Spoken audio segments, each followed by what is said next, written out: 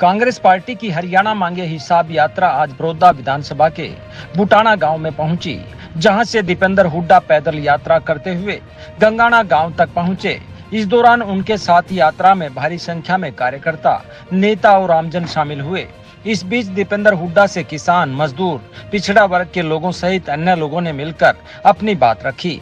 इस दौरान दीपेंद्र हुड्डा ने प्रेस वार्ता को संबोधित करते हुए भारतीय जनता पार्टी से 15 सवाल पूछे और कहा कि हमारे सवालों से भाजपा तिलमिलाई हुई है। उन्होंने कहा कि आज हरियाणा में सबसे ज्यादा महंगाई है, यहाँ पर टैक्स ज्यादा लगाया गया है। उन्होंने कहा कि जब गुजरात सरकार में पोर्टल नहीं है तो हरियाणा सरकार में पोर्टल के माध्यम से गरीब आदमी को क्यों परेशान किया गया है। बीजेपी सरकार ने किसान, कर्मचारी, छात्र, महिलाओं पर 10 साल से क्यों अत्याचार किए हैं। इसलिए हम सरकार से 15 सवाल पूछ रहे हैं, लेकिन सरकार जवाब देने की बजाय हमसे ही सवाल पूछ रही है। उन्होंने कहा कि बड़ौदा विधानसभा में आज पैदल यात्रा के दौरान गर्मी के बावजूद हजारों समर्थक पहुंचे हैं। मैं सभी का धन्यवाद करता हूं।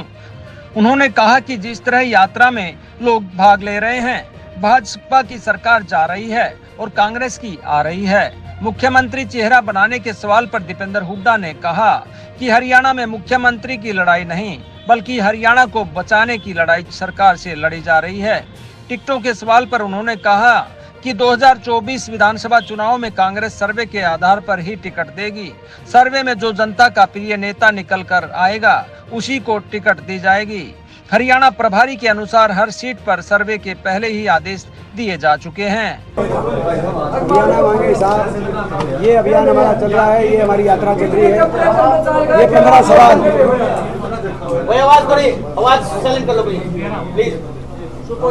ये 15 सवाल भारतीय जनता पार्टी की सरकार 10 साल, हरियाणा को 10 साल में इतना बर्बाद क्यों कर दिया बीजेपी की सरकार ने।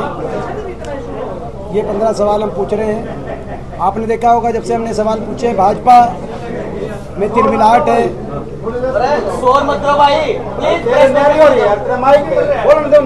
और भाजपा ने अभी तक एक भी सवाल का जवाब नहीं दिया सरकार ने, एक भी सरकार ने। ना ये बताया कि सबसे ज़्यादा देश में बेरोजगारी क्यों है, ना बताया देश में सबसे ज़्यादा महंगाई हरियाणा में, सबसे ज़्यादा वैट क्यों लगाया हुआ हरियाणा पे, ना ये बताया सबसे ज़्यादा अपराध क्यों है, ना ये बताया पोर्टल में, जब गुजरात में पोर्टल नहीं है तो हरियाणा में पोर्टलों के माध्यम से गरीब आदमी के अधिकारों क्यों छीना गया। ना ये बताया गया इतने किसानों पर, महिलाओं पर, स्कूल के बच्चों पर, कर्मचारियों पे, सरपंचों पे, शिक्षकों पे इतना अत्याचार क्यों किया गया। तो ये सारे प्रश्न हम सरकार से पूछ रहे हैं, सरकार जवाब दे। यही हमारा अभियान है कि जो इतना बड़ा जन सैलाब आज उमड़, इतनी गर्मी में, मैं समझता हूँ आज रिकॉर्ड गर्मी है। आप लोग यहाँ बैठ के भी आपको लग रहा होगा, और अगर धूप में तो खड़ा भी नहीं हो पा रहा और चल रहे हैं लोग, तो आप अंदाज़ा लगाएं कि कितना रोष इस सरकार के प्रति लोगों में है और कितना साथ समर्थन कांग्रेस पार्टी को मिल रहा है। देखिए, ये लड़ाई, ये हमारा संघर्ष पिछले इतने वर्षों से किसी कोई पद या कोई जो है राजनीतिक लक्ष्य के साथ नहीं है। ये जो हम लोग ये अभियान चला रहे हैं, ये हरियाणा को बचाने के लिए अभियान चला रहे हैं। अपने हरियाणा प्रदेश जो दिल्ली के 3 तरफ बसा हुआ है, देश में सबसे विकसित राज्य होने का पोटेंशियल हरियाणा में है। हम दिल्ली के 3 साइड हैं। आज वहाँ देश में सबसे ज़्यादा बेरोजगारी हो, 10 साल से एक काम ये बता नहीं सकते। हरियाणा और देश, क्योंकि हरियाणा आगे जाएगा तो देश आगे जाएगा, हरियाणा और देश आगे जाएं इस भावना से और इस लक्ष्य के साथ हम चल रहे हैं। इस संघर्ष में जो हमारा लक्ष्य है, हर रोज़ हम अपने लक्ष्य को प्राप्त करें, क्योंकि हमारा संघर्ष जो है वो वही हमारा लक्ष्य है कि देश के लिए आगे लेके जाने के हम लोग प्रयास करें, और कोई पद की कोई बात नहीं है। तो ये किस तरीके का ये सर्वे रहेगा? सर्वे के आधार पर होगा। सर्वे किस तरह का आधार किया जाएगा? पैमाने क्या है आपकी तरफ से? पैमाना नहीं होता सर्वे में।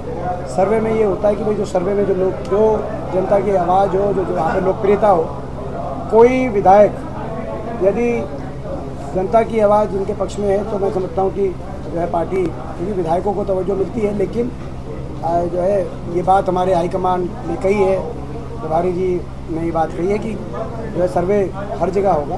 तो विधानसभा में जेपी जिन विधानसभा में आपके विधायकों से जीते, क्या उनकी टिकट कितने कट सकती है? क्योंकि ये कोई पैमाना नहीं है। बड़ौदा हल्का में आपकी यात्रा पहुंची है। यहाँ पे भाजपा सरकार ने काफी दावे किए थे उपचुनाव के दौरान, लेकिन वो पूरे नहीं हुए। मैं ये सवाल पूछना चाहता हूँ, यूनिवर्सिटी कहाँ गई? बुटाना में। बड़ौदा भैंसवाल में गर्ल्स कॉलेज का क्या हुआ? IMT बननी थी, उसका क्या हुआ? राइस मिल बननी थी, उसका क्या हुआ? नहरी पानी जो खड़ा हो जाता है, नहरी पानी कह रहा हूँ, जो बारिश का पानी खड़ा हो जाता है, हमारे बड़ौदा में काफ़ी जल भराव की समस्या है, उसकी निकासी का क्या हुआ? नहरी पानी कम क्यों आ रहा है, इसका क्या हुआ? हर गांव के अंदर जल आपूर्ति की प्रॉब्लम है आज बड़ौदा हल्के में। क्यों है? इस सरकार में इतनी दुर्दशा का शिकार बड़ौदा समेत पूरा सोनीपत और सोनीपत समेत पूरा हरियाणा। 10 साल, एक दशक में भी इसी बात पे तोड़ आप हो जाए कर जाए। हमने अपने समय 81 किलोमीटर मेट्रो हुड्डा सरकार में बनी थी हरियाणा में, गुड़गांव, फरीदाबाद, बल्लभगढ़, बहादुरगढ़। 10 साल में एक खंबा भी मेट्रो का, भाजपा वाला कोई बता दे, भाजपा कोई अच्छा समर्थक हो अभी कि भाई क्या कारण है कि 10 साल में एक खंबा मेट्रो का नहीं बन पाया, कि मेट्रो को रोकने से भाजपा को एजेंडा की पूर्ति होती हो, हम उसको होता तो इसी में आप बता दो। बड़ौदा हल्का में कई गांव ऐसे हैं जहां पे 1500 अब से यार बच्चे 2000 TDS का पानी जो है पीने पे मजबूर है। सही बात है, मैंने पेयजल का मुद्दा उठाया।